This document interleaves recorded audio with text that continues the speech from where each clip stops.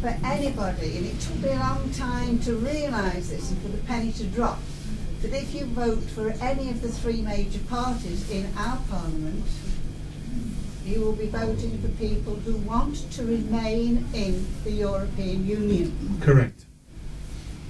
That's right, so there's no democratic choice. And the BBC survey that took place earlier in the year said 55% of the UK people want out of the EU and 84% say we should give them no more power. Well, every month we're giving them more power. We're voting like there's no tomorrow, giving them power all the time, and it's eroding, it's eroding more than I can really explain. It's like a tsunami's hit us and taken away the Parliament. We won't have any. 75% of our law's done there now, and they're proud of that. The actual president announced that. They're not trying to fall away from it. They think it's great. We're becoming the United States of Europe, and it's through the back door. Nobody's been asked. A friend of mine in Australia said to me a couple of years ago now that his father, that was in the war, had to get a visa from Australia to visit Britain.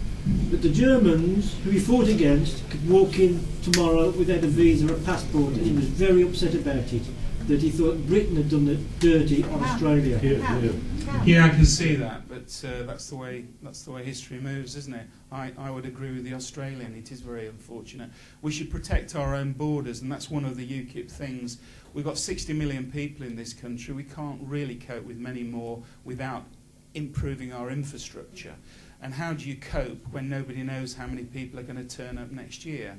We had the invasion virtually of Polish people. I've got nothing against Polish people. Most of the ones I met have been brilliant.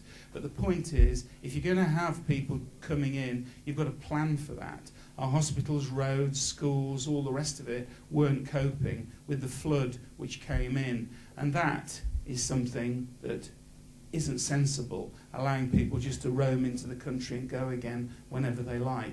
It's UKIP policy that our borders should be strict, that we should allow in who we want to allow in, and if people want to come and work here, say for 3 months fruit picking or whatever they're needed for, they get a work permit. It has to be shown that they're needed, and they're granted a work permit. They come in, do the work and clear off. They can't stay here because we haven't got the room, we haven't got the infrastructure. We don't have the facilities to entertain any more people at this moment.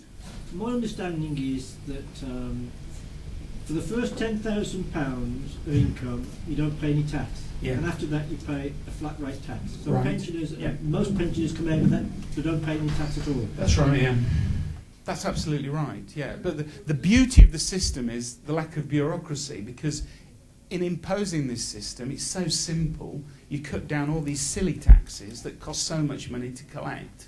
And that's one of the benefits. The cost of collection diminishes because of the system. Some countries have this system already, but most of them are very small economies. So there isn't a big economy to compare with. But our people say it works.